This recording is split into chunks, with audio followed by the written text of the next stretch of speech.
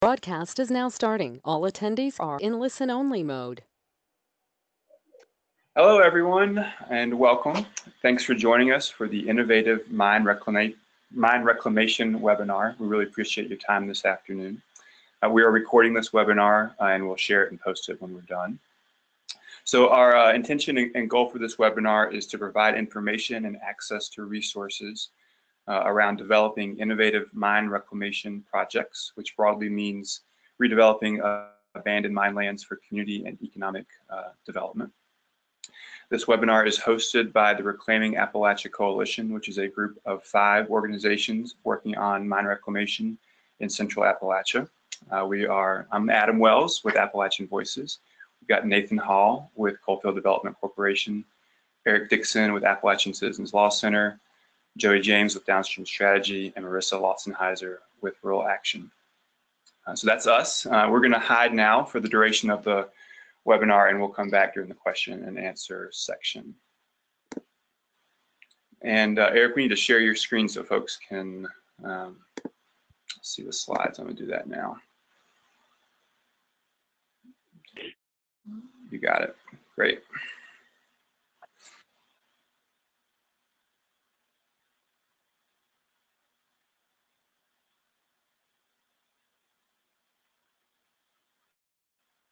Good deal, we're full screen. And Nathan and Eric, if you want to go ahead and hide, you can, unless you want to be the only ones we can see. Push the green camera button.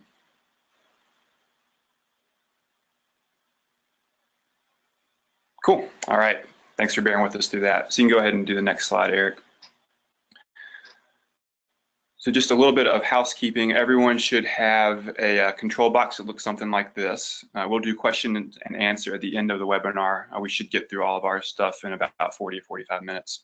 But at any point throughout the webinar, you can use this function to ask a question, or you can let us know if you're having a technical glitch. And we will be able to see it, the presenters will, but the rest of the attendees of the webinar will not be able to see your questions. So just to run through our agenda real quick, I'm welcoming you. Welcome. Eric is going to walk us through the background and basics of innovative mine reclamation. Then Nathan and I will share some project examples that we've been involved with. Marissa will go over funding eligibility, and then we'll wrap up. Oh, then Joey will talk about downstream strategies, economic impact analysis that they're offering. And then we'll wrap up with our next steps around community engagement and leave plenty of time for question and answering. So next slide, Eric. So again, here are the Reclaiming Appalachia Coalition groups. So we are funded through private foundations that are investing in economic development and diversification in Central Appalachia. We've got 2 main goals. Go ahead, Eric. So the first goal is to provide technical assistance and capacity to local entities to develop and submit funding proposals for innovative mine reclamation projects. Most likely that'll be through the AML pilot program, although we'll talk about a few other possible funding sources as well. So that's goal 1. And then goal 2 is to support the continued growth of the community of practice and body of work that is emerging around innovative mine reclamation. Many entities, including many folks on the webinar today, are doing great work that views post-mine land as an asset, not just a liability. And as a coalition, we want to work to grow and support that movement in Central Appalachia and beyond. So with that introduction, I'll hand it off to Eric to give us some background. Great, thanks, Adam. Hey, everybody, this is Eric Dixon at Appalachian Citizens Law Center here in Eastern Kentucky. And I'm going to talk a little bit about the basic idea of innovative mine reclamation, what it is, why it's beneficial, why it's an opportunity that we should be taking advantage of. And in order to talk about that, we need to talk first about the problems that we're trying to solve with innovative mine reclamation, the solutions that it presents, and also the context that this idea has come out of. So we'll start there. We'll start with the context and sort of the background. This is something that almost everybody on this call is going to be very familiar with, but the background here is, as we know, a steep decline in the coal industry in the Appalachian region, and with that, a lot of job loss that has occurred in our communities since really since 2012 is when it started to really decline and precipitate. And this has happened across the country. It's not just in Central Appalachia in coal communities, but Central Appalachia has seen a large proportion of that job loss. And so one part of the context here is just to note at the front end that we're all in a challenging moment. It's really hard to transition your economies when young people can't stay in the region because there are few opportunities, when your infrastructure is crumbling, when you're losing all these jobs. And it's just important context to think about as we think about this proposal. So it's a huge challenge, the moment that we're in right now. But at the same time, if we have to create a new economy, that forces us, we inevitably have to create something new. So it's an opportunity to create something better. It's an opportunity to create a more diverse economy through diverse economic diversification programs, and also, and I think really importantly, to build an economy that really works for the people who live in the region. And a lot of people like to call this making a just transition to this new economy. So that means an economy that, like I said, works for people here, is socially just, is a strong economy that's not going to be, that's going to be very resilient over many years. And there's a lot of criteria to this, but that's just some background to be thinking about as we develop projects moving forward, as we build out this new sustainable economy. So in terms of some of the problems that these programs seek to address, there are a lot of abandoned coal mines throughout the country. You can see a map here. It'll cost at least $10 billion to reclaim all of the abandoned coal mines throughout the country. And this is just sort of one special class of abandoned coal mines. This isn't actually all of them. And there's a huge proportion of those coal mines are located here in the Central Appalachian region. One quick clarification on abandoned coal mines here. This is kind of a legal classification, but it does matter for some funding opportunities. So there's a distinction between pre-law or pre-1977 and post-1977 abandoned coal mines. When you're talking about the idea of innovative mine reclamation, it applies to both. Like you could do an innovative project reclaiming a pre-law or a post-law site. So the general idea applies to both, but the funding opportunities that we'll be talking about today apply exclusively to pre-law sites, that is pre-77 sites. And again, the basic idea here is to take, a lot of displaced workers that we have throughout our region who have earth-moving skills, who have worked with construction equipment, many of them, and the abandoned mines that we have throughout the region, put those together and create, reclaimed mine sites, land and water that's been formerly impacted by abandoned mines, now reclaimed, as well as economic opportunities and economic assets on those reclaimed sites. So it's taking a few problems and creating a few solutions. Now, there's already an existing federal program to help fund mine reclamation projects that have this economic or community development bent. And it's called the Abandoned Mineland Pilot Program. It started in 2016. We've had 2 years of it so far. And the goal of the program is to turn these health and environmental liabilities into economic assets. So how are they doing that? Well, the federal government is taking $105 million and delivering that money to states to then clean up, the damage from abandoned mines and create economic or community benefits on those sites. And that second piece is really a newer piece. We've had a federal program that reclaims abandoned mines for many years, but it wasn't until 2016 that we had a program, the pilot program here, that added this community development aspect as well. So, and this $105 million number, that was the investment that was made last year in 2017. which was the second year of the program. And here's a breakdown by state of the funds that went out to different states. And actually, I meant to fix this slide earlier, but under $25 million, it should be Pennsylvania, Kentucky, and West Virginia, and then $10 million, Ohio, Virginia, and Alabama. So that's a state breakdown of what the funding looked like in 2017. Now, you're probably wondering about 2018, right? Because we're heading into the new year. What does the funding for the AML pilot look like in 2018? Well, the short answer is it depends on the budget that Congress passes. And we've all been watching the scenario in Washington over the past few days. They still haven't passed a federal budget for 2018. They continue to pass these extensions of the 2018 funding levels, but we don't have like a big federal budget that Congress has passed yet. So we'll know when they pass that bill.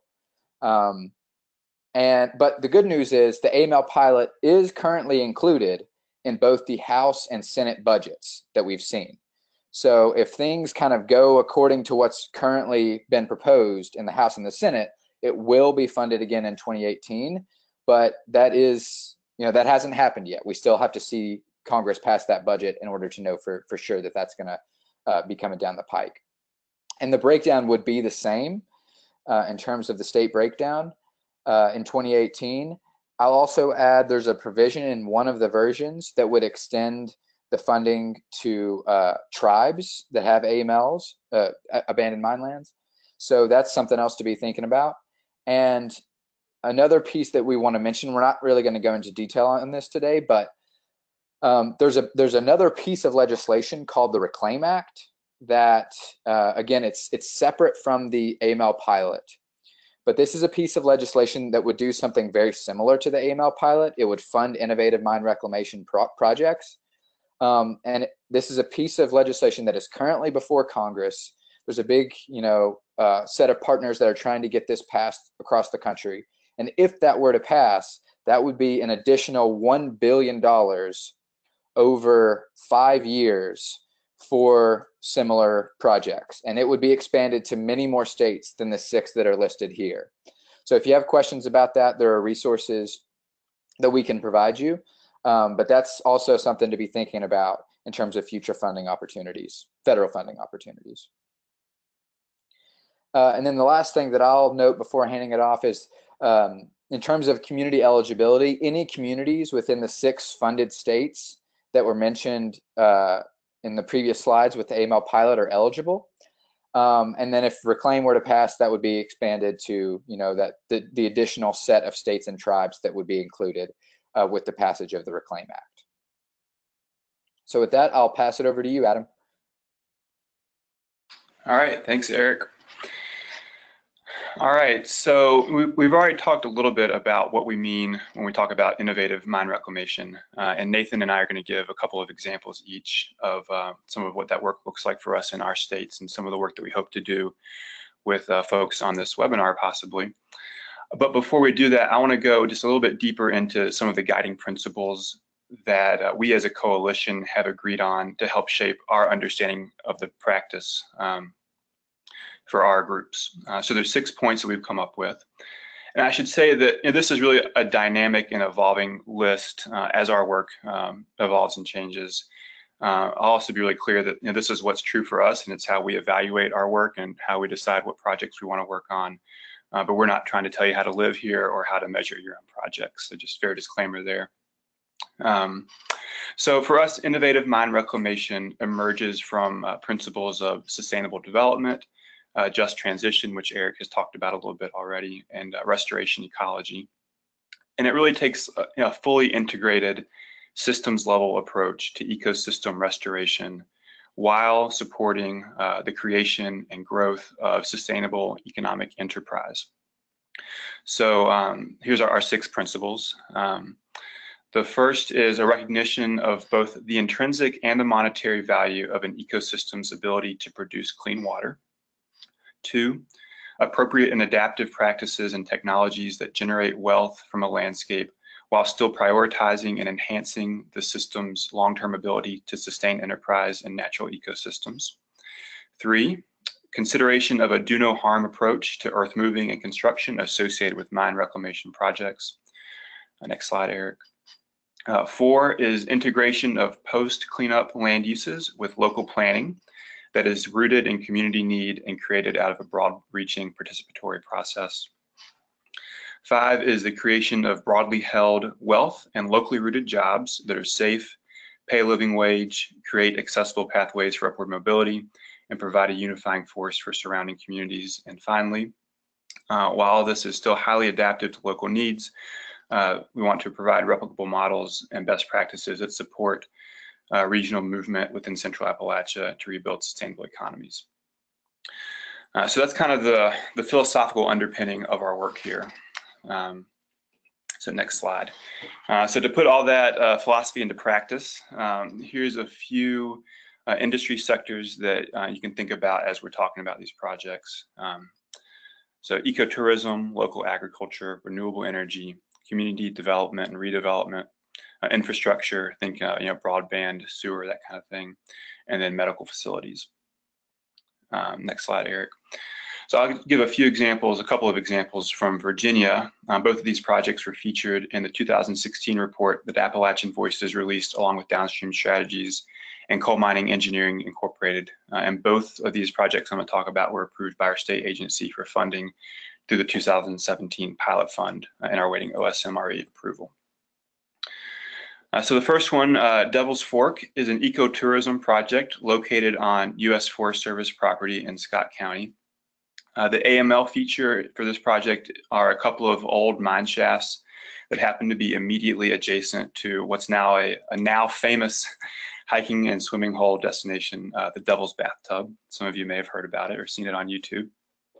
So until just recently, this was kind of a little known local swimming hole, but thanks to the internet, it's become famous really almost overnight. And routinely and dramatically, the infrastructure, the parking lot, and the trail gets overwhelmed. So AML pilot funds will be used to seal the mine portals as well to do trail improvements to handle the increased foot traffic. Those pilot funds will be leveraged by Appalachian Regional Commission Power Initiative grant funds that were secured through the Friends of Southwest Virginia, and that funding will go to improve the parking lot. So when paired together, we'll be improving both the parking lot and the trail system for this destination. Again, these slides came from our 2016 study, and Appalachian Voices partnered with the Forest Service and a local watershed organization called the Upper Tennessee River Roundtable to submit the funding proposal for the 2017 pilot, and the funds will go through and be administered by the Upper Tennessee River Roundtable. So the next project is the Norton Cloverleaf, which is located in the middle of the city of Norton at the intersection of two major 4-lane highways. So as you can see from that photo, due to its location, it's been a long prized economic development location, and local planners hope to attract a major employer. It's still not certain what that'll be, but they hope that it'll be either a IT spot, a retail, or a manufacturing facility that goes there. The AML feature for this is a highly unstable high wall that is really dangerously close to Highway 23, and remediation would involve removing the high wall and leveling and grading the area so it can be developed. Again, this was included in our 2016 study. However, in this case, we did not actually contribute to the 2017 pilot proposal, which was done by the local planning district, who will administer the grant funds here. And they will match those funds and leverage them with the Tobacco Commission funds, which is a Virginia State Economic Development Fund. So with that, I'll hand it over to Nathan to talk about projects in West Virginia. Thanks, Adam. One last, I forgot that slide was there. If you want to Google and see the full list of projects in Virginia, the Schofield Progress article has the full list. Sorry about that. Forgot that slide was there. No worries.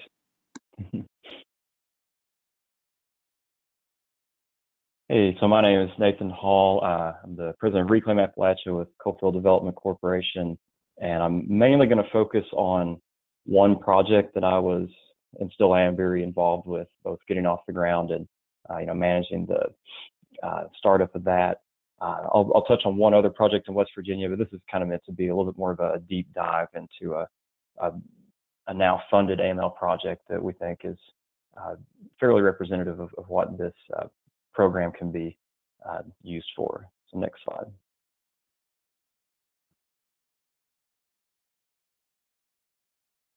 So to me, one of the really important aspects of this project coming together is the diversity of stakeholders that came to the table to really pull off a really well done proposal and now I think execution that's pulling together the community and a lot of other groups. So really quick background, many of you may know about Schofield Development. Basically, it's a family of social enterprises. Schofield Development is the nonprofit umbrella, and then there are 5 enterprises within that. So I'm the president of Reclaim Appalachia, which focuses just on post-mining lands, and I work closely with Refresh Appalachia, which is the local food systems focused enterprise. And my colleague Ben Gilmer and I developed this proposal for this project, but it really wouldn't have been possible if we didn't have the full buy-in from the Mingo County Redevelopment Authority, which is the county level economic development agency of Mingo County, and they're one of the most proactive and creative county level agencies like that I'm aware of, and we've been really lucky to have Alicia Johnson to work with us. Also, the town of Kermit, especially the mayor, have been really supportive of the project, and they've been really excited to see something like this come into their community, and we look forward to keeping them in the loop, recruiting for workers, in the town and in the surrounding community as much as possible as we move forward. And then this is also, even though these aren't exactly stakeholders, but just the diversity of contractors that have been a part of this and will be a part of it, I think speaks to how many different pieces of the local economy these kind of projects can touch, everything from the group we hired just to do the site engineering to an aquaponics firm that's doing this site design, as well as the supply of the equipment, and as well as the local firms that are going to be dealing with the AML features. We're going to be having some solar construction, et cetera. So that's just kind of an overview of how this all came together. So next slide.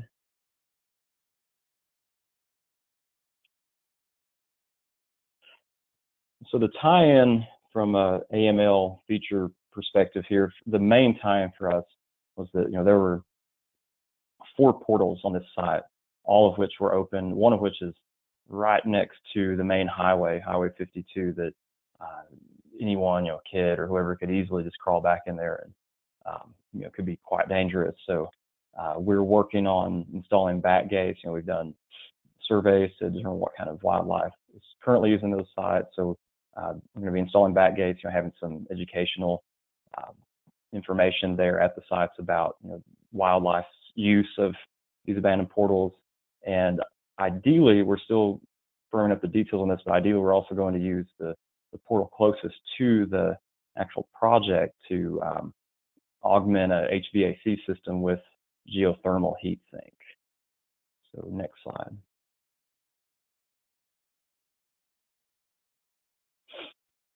Originally, we had assumed that we were also going to take care of 2 old slag piles, red dog gob piles, which are farther up the holler where this project is happening. Basically we use what's called the AMLIS database, AMLIS, which is really user-friendly, searchable database of all the listed AML projects or AML sites in the country. And there's information on there, but a lot of times it's been a while since the initial assessment of cost was done. So when we included this in the original proposal, we assumed that we'd address these slag piles at the same time as site design and construction. After having an engineer go there, we realized it wasn't going to be feasible with the existing funds that we had already been allocated. And so we were able to work with the state DEP in West Virginia to amend our funded program to not include those. And so they'll be able to come back in a couple of years after we've already finished construction and gotten up and running to finish that cleanup project. So I just mentioned that to say that we found that the state AML programs that administer these pilot funds, they're very willing to work with us in terms of modifications, as long as we go through the proper channels of paperwork, et cetera. Next slide.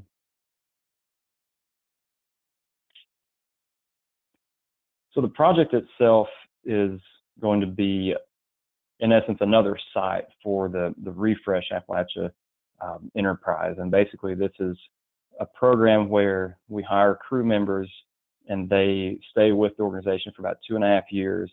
They work for 33 hours a week on a job site. In this case, it'll be this aquaponics facility. They take 6 credit hours per semester at local community and technical colleges, and they learn 3 hours of life skills training per week. And this project, I think, is going to be especially exciting because not only will it be part of the program that's been developed at Refresh in terms of preparing people for jobs that are in kind of the emerging sector of the economy, also giving them skills that they could use to start their own entrepreneurial ventures.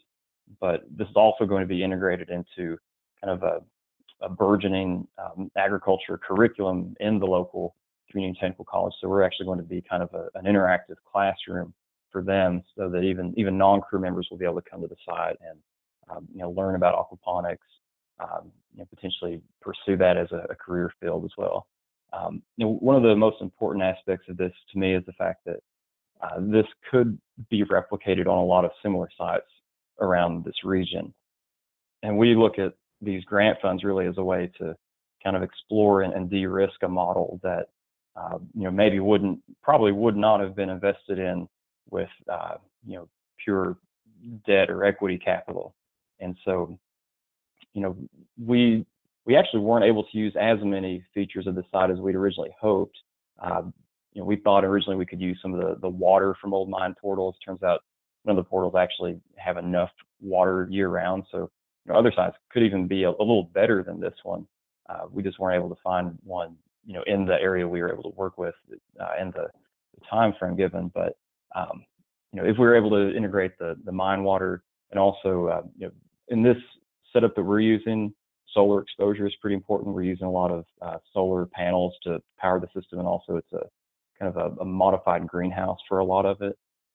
That would also be required for scalability, but we think this could be very representative of something that would work in a lot of other sites with a lot of the same characteristics. Next slide.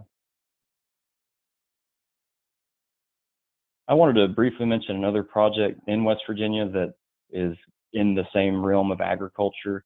This is one that I am not personally involved with. I know several of the people involved with it. I've visited the site, and it represents another path worth pursuing, I think, throughout these central Appalachian states. But this is a couple hours away from our site in Mingo County, but and the land that they're planting all of these apple trees on, it's not actually mining impacted itself. I think this is kind of an important point that, and I think Marissa is going to touch on this next, but to be eligible, a site the actual property itself does not have to be an AML impact site. It can be directly adjacent to one. And my understanding is this site was one of those, is adjacent to a watershed impact, but they're planting, these 100,000 apple trees on a site that's not directly impacted, and they're also integrating honeybees. They've talked about blueberries and other things, and I think it's interesting that a group like the National Guard has come to the table with some innovative thinking around agriculture. I think it just speaks to the fact that there are many possible stakeholders, and there's a lot of interesting possibilities for collaboration for developing these projects. So that is everything I wanted to get out to you guys, and I will now hand it off to Marissa. Thanks, guys. I think that I'm going to cover a little bit more of the nuts and bolts that understanding the pilot program requires. I try to stay cognizant that not everyone is as well versed in the alphabet soup of acronyms that we become. So I want to try to define some of these shortened phrases. So OSMRE is the Office of Surface Mining, Reclamation, and Enforcement. They're a federal agency under the Department of Interior, and they are the review agency that receives project descriptions from all of your individual states. So it says clearly in the guidance document, this guidance is intended to ensure that projects meet the economic and community development nexus criteria, as the current AML program does not require such criteria. As such, the AML pilot program offers a non-traditional approach to the reclamation of impacted mine lands. Even though all states have to submit their projects to OSMRE, it's up to each state to develop projects that are in line with their community's unique needs. Therefore, it's not a one-size-fits-all. You know, in Ohio, we haven't really found any property that's suitable for apple orchards, so we haven't pursued some of those projects that West Virginia are pursuing. The guidance document is available online. You can find it at that shortened URL, or you can just Google OSMRE pilot guidance. The document should be under the first selection. It's a PDF, and the official title of it is Guidance for Project Eligibility under the Abandoned Mine Land Reclamation Economic Development Pilot Program for fiscal year 2017. Not good at keeping it short, but you'll know that you are on the right document. Next slide. So looking at what sites are eligible, the first thing to keep in mind is not that all old coal mine sites are eligible. They have to qualify as AML per OSMRE. So back to what Eric's definition is, they have to be mined and abandoned prior to August 3rd, 1977. Many states keep their own state-specific database of eligible areas, and there's also an online version on the OSMRE website called the eAMLIS database. You'll have to request access to get into that website, and it might just be simpler to contact your own state program and ask them if they can tell you if a site is eligible or show you where their online map is. Sites that are also eligible if they have been previously reclaimed. So in Ohio, we've done a lot of reclamation projects that I've been involved with in the eastern region. Even if they've been reclaimed, they can still be redeveloped as pilot projects. And then finally, as Nathan was getting to a small extent, areas that have not been mined but are adjacent to AML eligible sites or waters are eligible to be included in pilot. And you should certainly speak with your specific state agency to see how much non-mined lands should be included in your project. Next slide. Looking at what projects are eligible, as the guidance says, it is not traditional AML reclamation. There has to be that economic nexus, a way for the project to create or retain jobs or complete community development. And this is really the big push for pilot. This is why it's so exciting, and this is why all of our NGOs are involved. This funding can help position our region and prepare our states for whatever economic future is next. Next slide. This slide looks at the two types of projects that are eligible. The first one is the very exciting part. It is funding can be spent not only on basic traditional reclamation, but also on the infrastructure that is needed for economic development to happen. Each state is going to have differing opinions on acceptable amounts of infrastructure versus reclamation costs. So it's best to talk with your state agency, get a feel for what they're looking for. But it is certainly acceptable per OSM's guidance. And that's a really exciting development for all of us. The second type is reclamation with potential development, where you're focusing on kind of traditional reclamation, preparing a site that could then be used for development in the future. Next slide.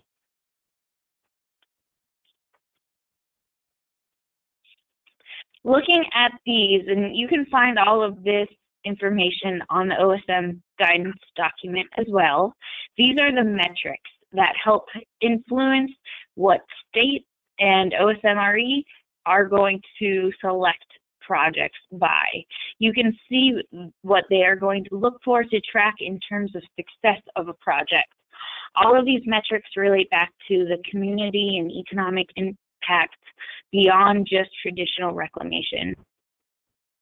You may want to reach out and work with your local economic development office to help develop estimations for this portion of the proposal. They're really helpful, meaning they do these sort of estimates all the time. So if you are better versed in traditional reclamation, they will certainly be a really good asset in pulling together number estimates for these categories. Next slide.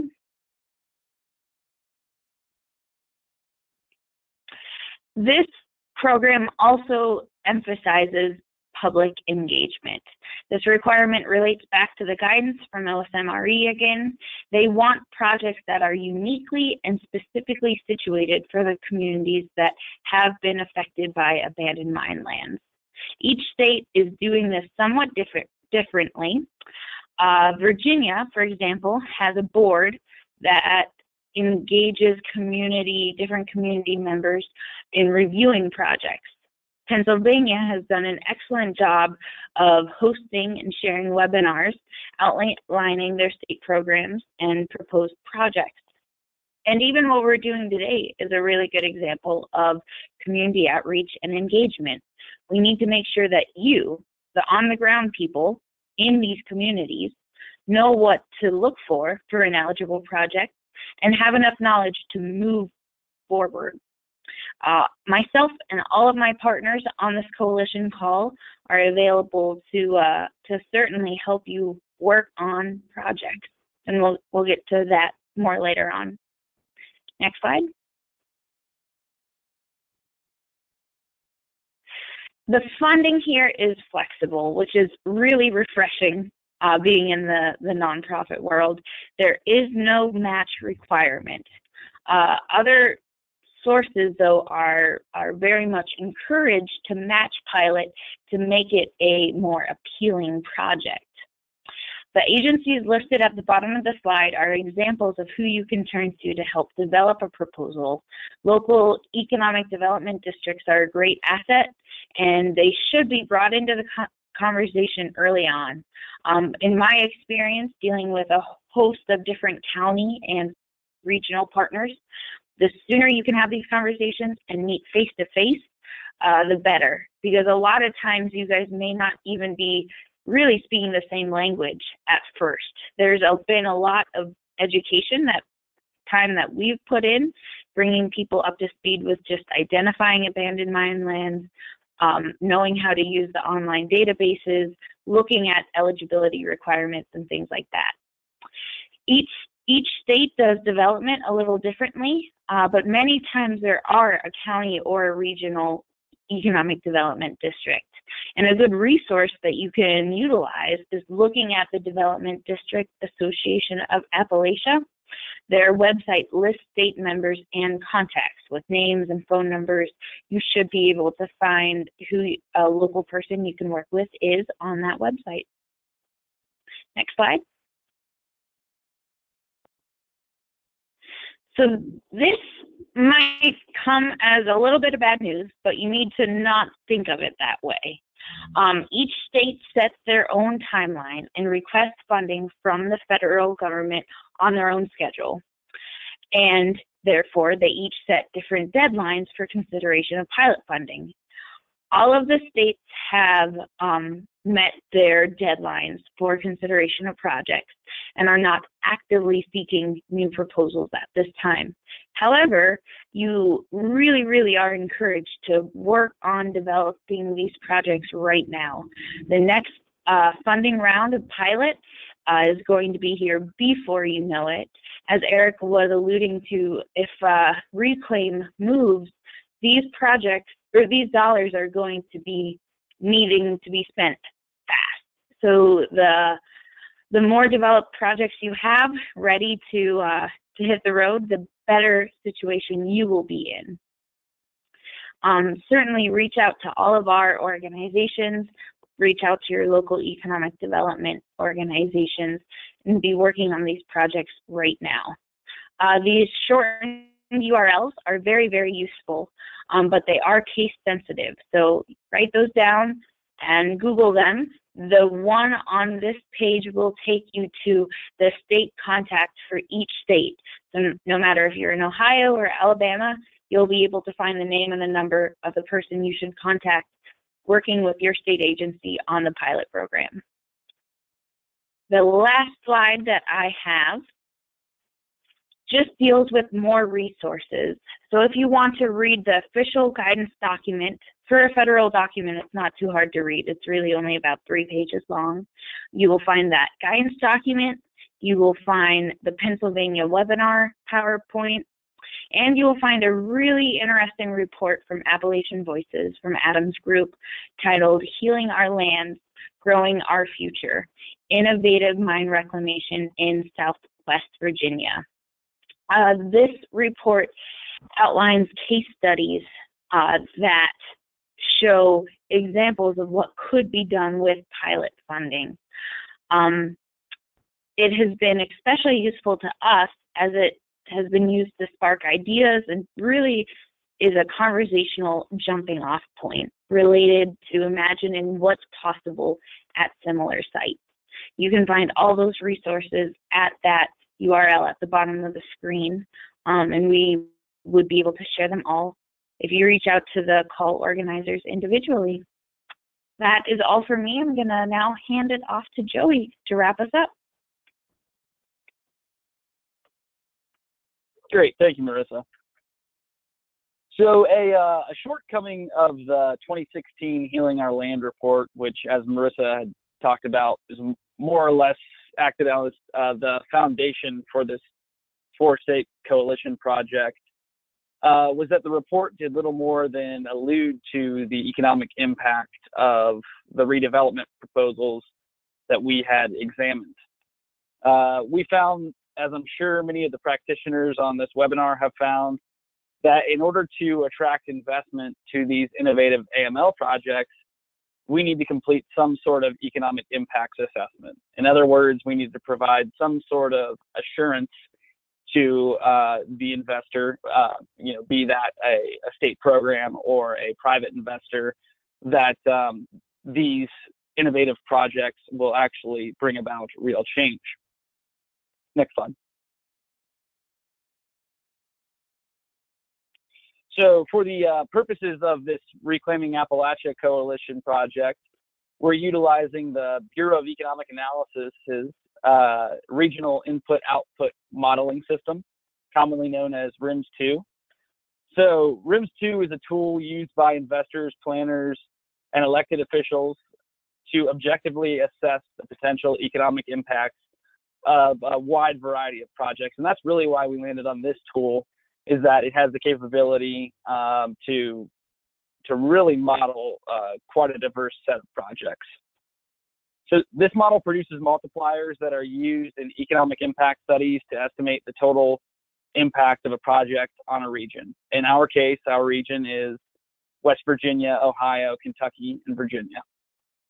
So the idea behind RIMS is that an initial change in economic activity results in other rounds of spending.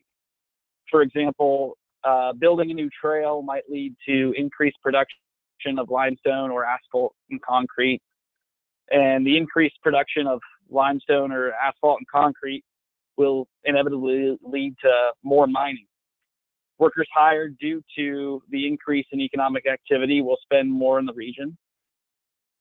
So using our model, which is known as a backward linkage model, we were able to quantify what we think these impacts will look like for each AML project, and inevitably make, as we see it, the project more sellable to investors. Now, what our model does not address, and ultimately what's harder to quantify, is the increase in production for industries that may use the trail. So, say a recreation outfitter formed that was around the use of that trail that had impacted the mining industry. It would be hard for us to quantify exactly what that impact is, because that's something that comes as a result of the trail's existence. Next slide. So there are 4 primary outputs to our model: regional economic activity, which is output in this table here, employee earnings, and jobs and value-added benefits. So the regional economic activity is the total change or impact across all industries. The employee earnings consist of wages and salaries and proprietors' incomes. Employment consists of a count of both full and part-time workers. And value added is comparable to regional measures of GDP. It's equal to the sum of compensation of employees, taxes on production and import, and gross operating surplus. So here I've just provided 3 diverse example projects. And as you can see, the range of impacts vary across different projects. And again, we feel like we are making projects more investable by providing these numbers. And actually, if you have experience in submitting AML pilot or other applications, oftentimes they do ask for some, even back of the envelope economic analysis. So that is, I'm going to hand it back to Adam here. All right, thanks, Joey. And I'll invite all of us back to do a screen share now. And just a heads up to our attendees, thanks for your attention. We are almost to the end, so we've got a couple of questions waiting for us, but we're about to get there in just a couple of minutes. So again, in case it hasn't been abundantly clear, our main objective here is to work with you all on this webinar and others out there in the world to develop innovative mine reclamation proposals to provide our resources as an organization and a coalition to help bring these investment dollars to your communities. So just that's our clear pitch there. We'll just spend a little bit of time chatting about what we're going to do state by state to do outreach, and then we'll do a question and answer. And I'll start just by saying that, in Virginia, we've been doing this work for a while now, and there's many familiar names on the webinar attendee list. So, hey, everyone, it's good to see you here. So we're kind of going to be doing more of the same when it comes to the outreach that we've been doing, which has been really successful, which is to have workshops. The picture here is a workshop from one of our Norton meetings. We will have a couple of widely announced public meetings that's kind of show up and bring your ideas, and we'll see what happens with that. But aside from that, mainly reaching out to people that we already know are interested in trying to develop projects that way. So I'll turn it over to Eric. Hey everybody, thanks Adam. So here in Kentucky, just wanted to leave you with sort of 3 takeaways from my perspective. One is that there's clearly momentum in Eastern Kentucky and across the region for innovative mine reclamation. We've seen that with policy changes over the past few years with example projects. There's a lot of momentum for the idea generally. And then the second point is, and specifically, there have been funding opportunities to help make that happen, which is something that we would encourage people on this call to take advantage of. Which leads me to my third point, which is if we want to grow the economy here in Eastern Kentucky and across the region, we have to necessarily get more people involved who haven't been involved. in economic diversification and economic and community development. And so I would really encourage you to share this opportunity to create, new economic projects out of old polluting mines with members of your community. We really need this opportunity generally, and this funding opportunity in particular, to spread throughout the region. So, we're happy to work with folks here in Kentucky. Please contact me if you have a project idea or just want to talk more about it, and spread the word in your community. Appreciate it. Thank you.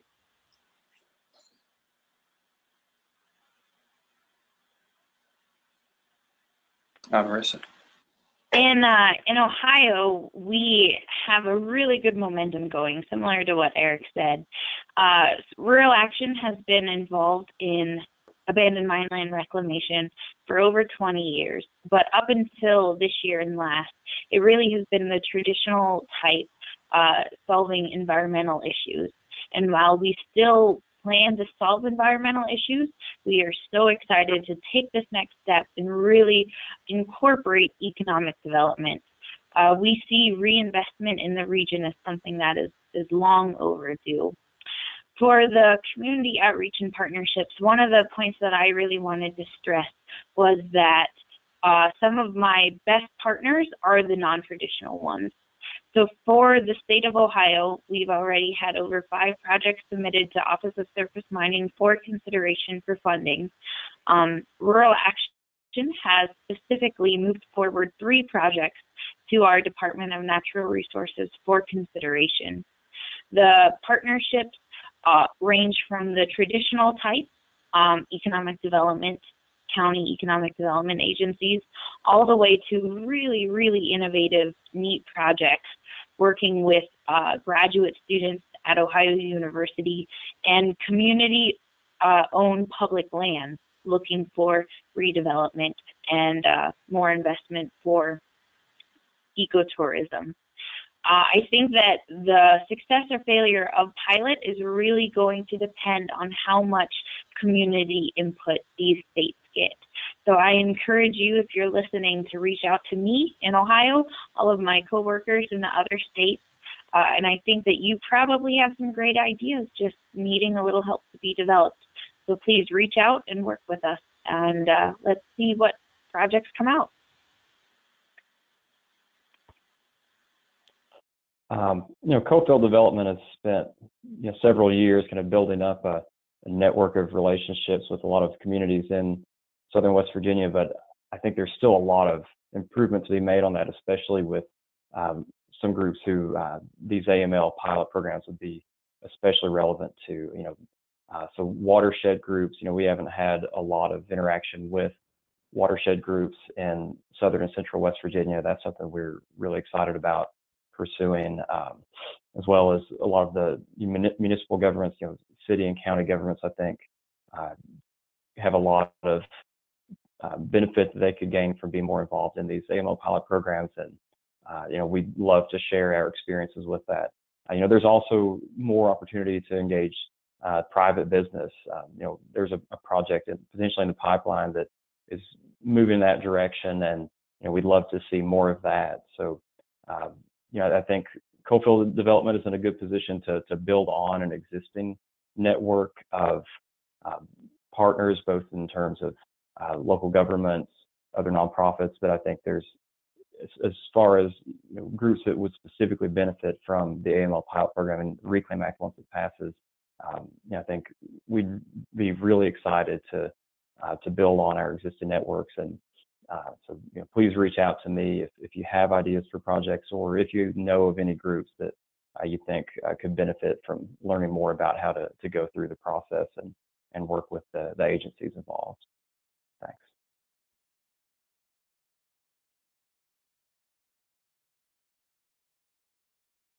Thanks, Nathan. Joey, any last thoughts before we dive into questions? All right.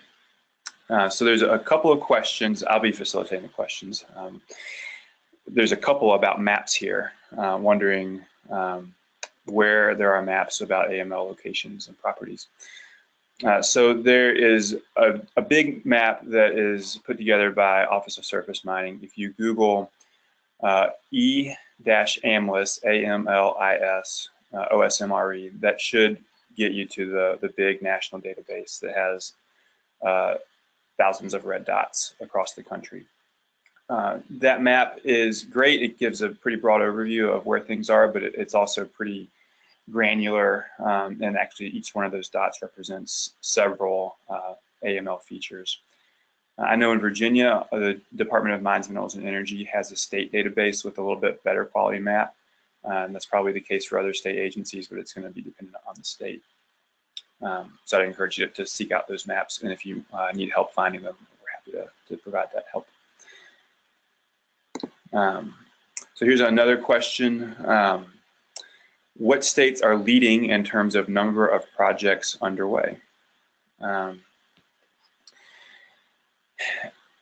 I'll start and then I'll hand it over to the West Virginia or Kentucky folks, because so in 2016, Pennsylvania, Kentucky, and West Virginia all got $30 million for AML pilot funding. It wasn't until 2017 that Ohio, Virginia, and Alabama were added to that list.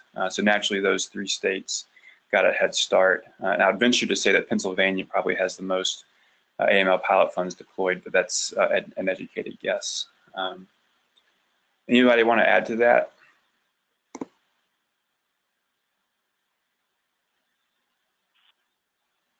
I'll just put forward that you know, all states can request the funding at their own time frame, and once they request the funding, they have to have projects on the ground in 3 years.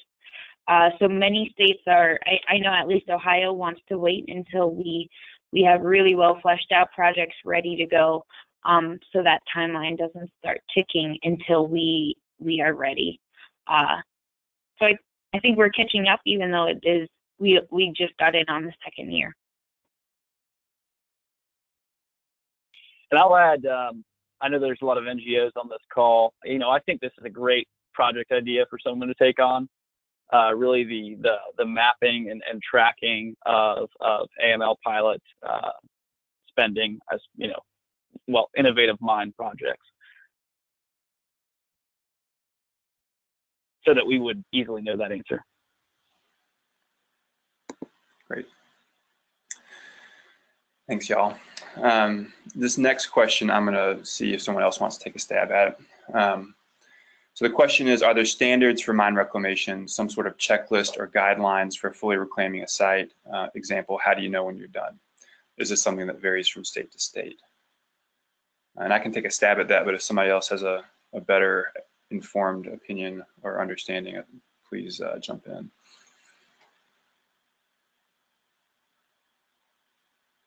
I think that really falls to the state environmental programs, you know, the programs that are, you know, running the AML projects on those sites. I mean, similar to other mining projects, you know, there are inspectors that go out in the field.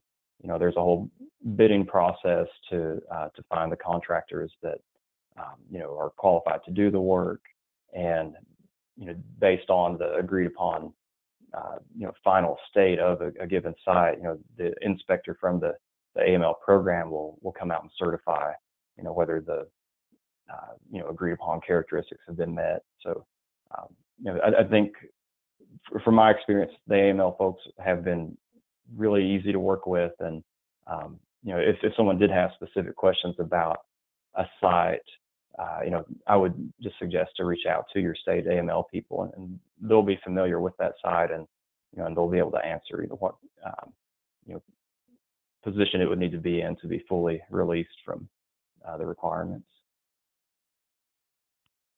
All right. I would agree. Go ahead. Sorry, just to add in, we're involved with traditional reclamation for, you know, the last 20 years, and each site is going to have different goals. We mainly monitored water quality, so having a good baseline, you know, knowing what the site looked like before and then being able to compare it to the after. This is non-traditional abandoned mine land reclamation, so I would just echo what Nathan and Adam said. You are certainly going to want to work with your state agency so that you can come up with shared goals common goals for not only the development, but for the reclamation, to make sure that you have a successful reclamation. Thanks, Marissa. Well, we are at the hour, and I want to be respectful of everyone's time. Thank you all so much for joining us. I just saw one last question come in asking for a website with potential list of projects. I would encourage y'all to check out, I know Appalachian Voices, Coalfield Development, and Rural Action all have project information on our website, so check that out. And there's a few other questions that have trickled in, but we'll have to get to those offline. So again, thank you all for joining us on the webinar, and please reach out to us if you're interested in working together on a project. Thanks, everybody. See you. Thank you, everyone. Thanks, guys.